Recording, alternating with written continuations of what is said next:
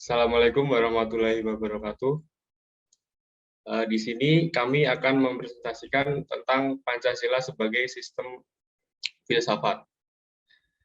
Perkenalkan, nama saya Dodi Agam Wicaksono.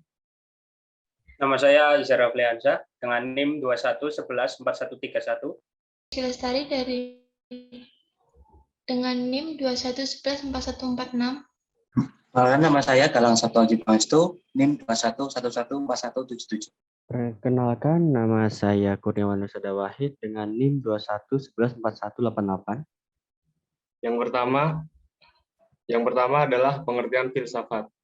Secara umum, pengertian filsafat adalah suatu kebijakan hidup untuk memberikan suatu pandangan hidup yang menyeluruh berdasarkan refleksi atas pengalaman hidup maupun pengalaman ilmiah. Filsafat merupakan suatu ilmu pengetahuan karena memiliki logika, metode, dan sistem. Namun, filsafat berbeda dari ilmu-ilmu pengetahuan kehidupan lainnya, oleh karena memiliki objek tersendiri yang sangat luas.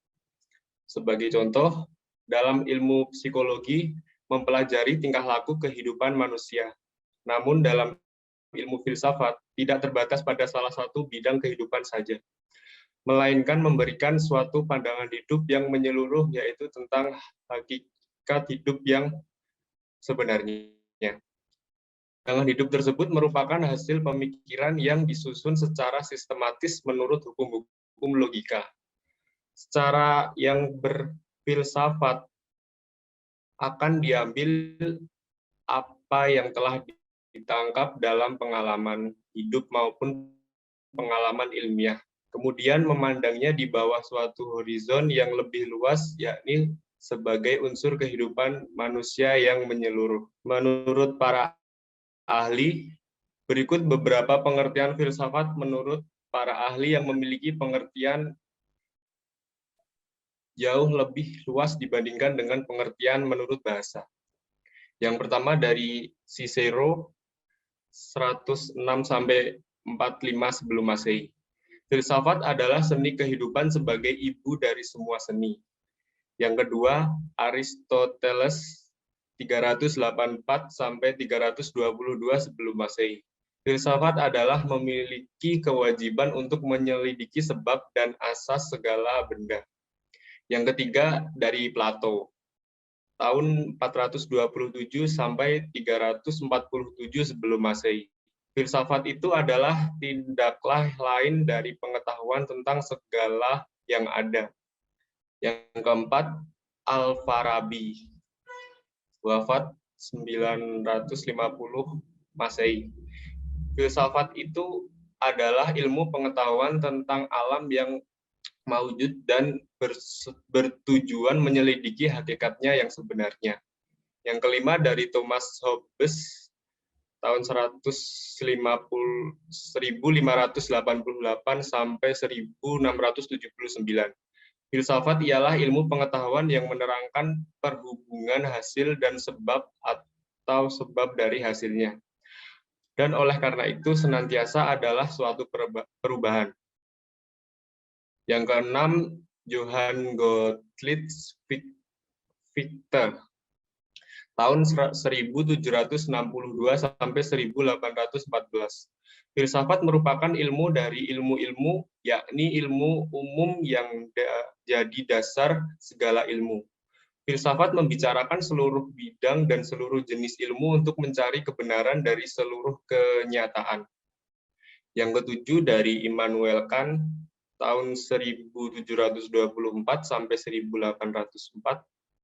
Filsafat adalah ilmu pengetahuan yang menjadi pokok dan pangkal dari segala pengetahuan yang dalamnya tercakup 4 persoalan, yaitu metafisika, etika, agama, dan antropologi. Yang kedelapan, dari Paul Natrop, tahun 1854 sampai 1924. Filsafat sebagai ilmu dasar hendak menentukan kesatuan pengetahuan manusia dengan menunjukkan dasar akhir yang sama, yang memikul sekaliannya. Yang kesembilan, dari Harold H. Titus, tahun 1979. Filsafat adalah sekumpulan sikap dan kepercayaan terhadap kehidupan dan alam yang biasanya diterima secara tidak kritis. Selain tokoh-tokoh dunia, adapun pendapat dari tokoh bangsa Indonesia mengenai filsafat, yaitu Toto Negoro. Yang pertama, Toto Negoro. Filsafat menelan hal-hal yang dijadikan objeknya dari sudut intinya yang mutlak, yang tetap tidak berubah, yang disebut hakikat. Yang kedua, Drikarya, filsafat sebagai perenungan yang sedalam-dalamnya tentang sebab-sebabnya ada dan perbuatan perenungan tentang kenyataan yang sedalam-dalamnya sampai mengapa yang penghabisan.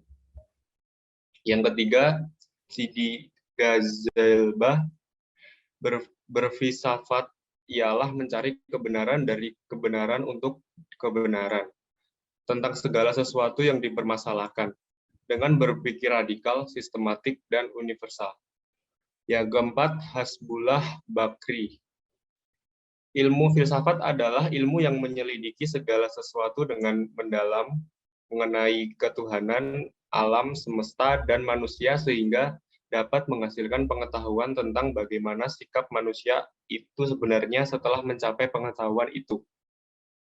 Yang kelima, Profesor Dr. Ismaun, filsafat adalah usaha pemikiran dan perenungan manusia dengan akal dan obulnya secara sungguh-sungguh, yakni secara kritis, sistematis, fundamentalis, universal, integral, dan radikal, untuk mencapai dan menentukan kebenaran yang hakiki, pengetahuan dan kearifan atau kebenaran yang sejati. Yang keenam, Profesor Mr. Muhammad Yamin. Filsafat ialah pemusatan pikiran sehingga manusia menemui kepribadiannya seraya di dalam kepribadiannya itu dialami kesungguhan. Ciri-ciri filsafat Pancasila. 1. Kepercayaan pada Tuhan Yang Maha Esa. Prinsip Pancasila menegaskan kembali kepercayaan orang Indonesia bahwa Tuhan memang ada. Ini juga menyiaratkan bahwa masyarakat Indonesia percaya pada kehidupan setelah kematian. Ini menekankan bahwa pengejaran nilai-nilai suci akan membawa orang menuju kehidupan yang lebih baik di akhirat. Prinsipnya tercakup dalam pasal 29 bagian 1 Undang-Undang Dasar 1945 dan berbunyi, negara harus didasarkan pada kepercayaan pada Tuhan Yang Maha Esa. 2. Kemanusiaan yang adil dan beradab.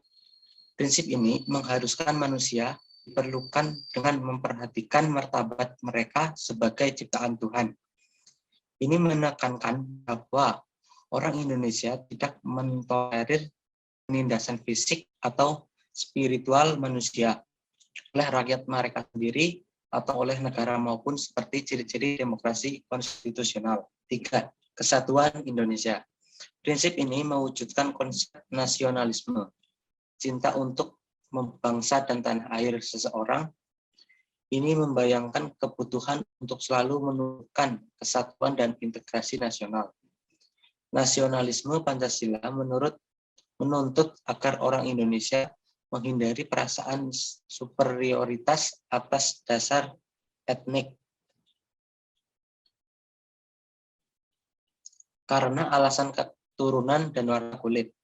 Pada tahun 1928, pemuda Indonesia berjanji untuk memiliki satu negara dan satu bahasa. Sementara lambang Indonesia melambangkan simbol Bhinneka Tunggal Ika yang berarti kesatuan dalam keragaman. 4. Demokrasi dipandu oleh kebijaksanaan batin dalam kebulatan suara yang berasal dari musyawarah di antara perwakilan. Pada jenis demokrasi ini, Presiden Soeharto mengatakan, demokrasi yang kita praktikkan adalah demokrasi Pancasila yang menjadi dasar-dasar dan dasar hukum yang ditetapkan di tahun 1945 Konstitusi. Demokrasi Pancasila menyerukan pengambilan keputusan melalui musyawarah hingga mencapai konsensus atau mufakat. Ini adalah demokrasi yang sesuai dengan prinsip-prinsip Pancasila. Ini menyiaratkan bahwa hak demokratis harus selalu dilakukan dengan rasa tanggung jawab yang mendalam kepada Tuhan Yang Maha Kuasa menurut keyakinan dan kepercayaan religius seseorang, dan menghormati nilai-nilai kemanusiaan, martabat, dan integritas manusia. Kelima, keadilan sosial untuk seluruh rakyat Indonesia. Prinsip ini menyerukan pemerataan kesejahteraan yang adil kepada seluruh penduduk, tidak secara statis namun dinamis dan progresif. Ini berarti bahwa semua sumber daya alam dan potensi nasional negara tersebut harus dimanfaatkan sebaik mungkin untuk kebaikan dan kebahagiaan rakyat. Keadilan sosial menyiaratkan perlindungan yang lemah, tapi perlindungan seharusnya tidak menyangkal pekerjaan mereka. Sebaliknya, mereka harus bekerja sesuai kemampuan dan bidang aktivitas mereka seperti ciri-ciri ideologi anarkisme.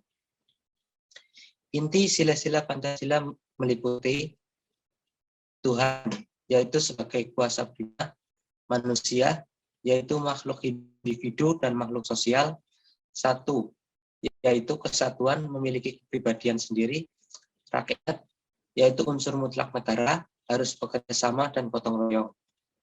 Adil, yaitu memberi keadilan kepada diri sendiri dan orang lain yang menjadi haknya. Selanjutnya, fungsi filsafat. Pertama, sebagai jiwa bangsa Indonesia. Setiap bangsa di dunia memiliki jiwanya tersendiri. Bagi bangsa Indonesia, Pancasila adalah jiwa yang telah memainkan peranan penting dalam kehidupan. Yang kedua, sebagai kepribadian bangsa Indonesia. Pancasila berfungsi sebagai kepribadian dan ciri khas bangsa Indonesia serta menjadi ciri pembeda di antara bangsa lain di dunia. Yang ketiga, sumber dari semua sumber hukum. Masing-masing dari sila yang terkandung dalam Pancasila berfungsi sebagai nilai dasar, sedangkan hukum adalah nilai instrumental atau keterangan tentang sila Pancasila. Yang keempat, sebagai pandangan hidup bangsa Indonesia. Filsafat Pancasila juga berfungsi sebagai cara hidup dari Indonesia atau merupakan pedoman dan instruksi dalam kehidupan sehari-hari. Yang kelima, menjadi falsafah hidup bangsa. Pancasila dianggap sebagai nilai yang paling bijaksana, paling adil, dan paling tepat untuk menyatukan seluruh bangsa Indonesia. Yang keenam, sebagai dasar negara. Segala sesuatu yang ada dalam kehidupan bangsa Indonesia, baik rakyat, pemerintah, wilayah maupun aspek negara lainnya harus didasarkan pada Pancasila. Yang ketujuh, memberi hakikat kehidupan bernegara. Dengan filsafat Pancasila, kita dapat mengetahui sifat kehidupan pedesaan dan semua aspek yang memiliki hubungan erat dengan kehidupan sosial dan kelangsungan hidup negara. Yang kedelapan, memberi substansi tentang hakikat negara, ide negara, dan tujuan bernegara. Dengan filsafat Pancasila, kita dapat menemukan kebenaran yang penting tentang sifat negara, gagasan negara, dan tujuan negara Indonesia.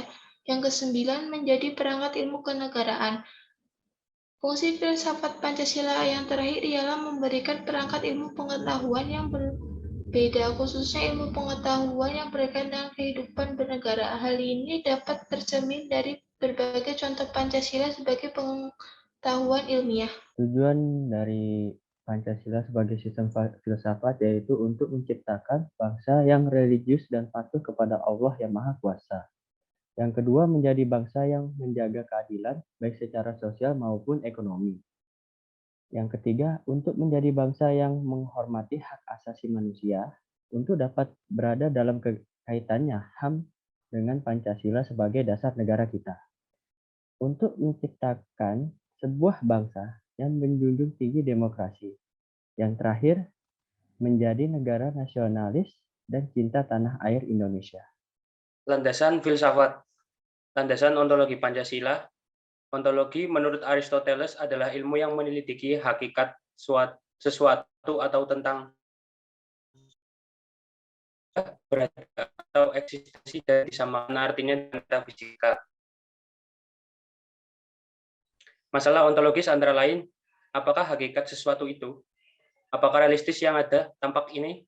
suatu realitas sebagai wujudnya, yaitu benda, apakah ada suatu rahasia di balik realistis itu, sebagaimana apa pada makhluk hidup, dan seterusnya. Bidang ontologi menyelidiki tentang makna yang ada, manusia, benda, alam semesta, metafisika. Secara ontologis, penyelidikan Pancasila sebagai filsafat dimaksudkan sebagai upaya untuk mengetahui hakikat dasar dari sila-sila Pancasila. Pancasila yang terdiri atas 5 sila, setiap sila bukanlah merupakan asas yang berdiri sendiri, melainkan memiliki satu kesatuan dasar ontologis. Dasar ontologis Pancasila pada hakikatnya adalah manusia, yang memiliki hakikat mutlak, yaitu monopluralis atau monodualis. Karena itu juga disebut sebagai dasar antropologis. Subjek pendukung pokok dari sila-sila Pancasila adalah manusia. Hal tersebut dapat dijelaskan bahwa yang berketuhanan yang Maha Esa, yang berkemanusiaan yang adil dan beradab, yang berpersatuan, yang berkerakyatan yang dipimpin oleh hikmat kebijaksanaan dalam permusyawaratan, serta yang berkeadilan sosial pada hakikatnya adalah manusia. Sedangkan manusia sebagai pendukung pokok sila-sila Pancasila secara ontologis memiliki hal-hal yang mutlak, yaitu terdiri atas susunan kodrat, raga dan jiwa, jasmani dan rohani. Sifat kodrat manusia adalah sebagai makhluk individu dan makhluk sosial, serta sebagai makhluk pribadi dan makhluk Tuhan yang Maha Esa. Maka secara hierarkis, sila pertama mendasari dan menjiwai sila-sila Pancasila yang lainnya. Hubungan kesesuaian antara negara dan landasan sila-sila Pancasila adalah berupa hubungan sebab akibat. Negara sebagai pendukung hubungan, sedangkan Tuhan, manusia, satu, rakyat, dan adil sebagai pokok pangkal hubungannya. Landasan sila-sila Pancasila yaitu Tuhan, manusia, satu, rakyat, dan adil adalah sebagai sebab dan negara adalah sebagai akibat. Landasan epistemologis Pancasila. Epistemologi adalah cabang filsafat yang menyelidiki asal, syarat, susunan, metode, dan validitas ilmu pengetahuan. Epistemologi meneliti sumber pengetahuan, proses, dan syarat-syarat terjadinya pengetahuan, batas dan validasi ilmu pengetahuan.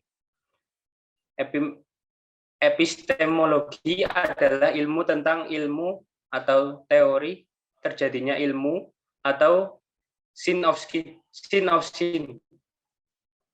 Menurut Titus, terdapat 3 persoalan yang mendasar dalam epistemologi, yaitu 1. Tentang sumber pengetahuan manusia, tentang teori kebenaran pengetahuan manusia, tentang watak pengetahuan manusia. Landasan aksiologis Pancasila. Sila-sila Pancasila sebagai satu sistem filsafat memiliki satu kesatuan dasar aksiologis, yaitu nilai-nilai yang terkandung dalam Pancasila. Pada hakikatnya juga merupakan suatu kesatuan. Aksiologis Pancasila mengandung arti bahwa kita membahas tentang filsafat nilai Pancasila. Istilah aksiologis berasal dari kata Yunani, aksios yang artinya nilai, manfaat, dan logos yang artinya pikiran, ilmu, atau teori. Aksiologis adalah teori nilai, yaitu sesuatu yang diinginkan, disukai, atau yang baik. Bidang yang diselidiki adalah hakikat nilai, kriteria nilai, dan kedudukan metafisika suatu nilai. Nilai atau value dalam bahasa Inggris berasal dari kata lain valere, yang artinya kuat, baik, berharga. Dalam kajian filsafat merujuk pada suatu yang bersifatnya abstrak yang dapat diartikan keberhargaan atau kebaikan. Nilai itu sesuatu yang berguna. Nilai juga mengandung harapan akan suatu yang diinginkan. Nilai adalah suatu kemampuan yang dipercayai yang ada pada suatu benda untuk memuaskan manusia. Nilai itu suatu sifat atau kualitas yang melekat pada suatu objek. Demikian presentasi dari kelompok kami. Apabila ada kesalahan atau tutur kata yang berkenan, kami mohon maaf. Terima kasih. Wassalamualaikum warahmatullahi wabarakatuh.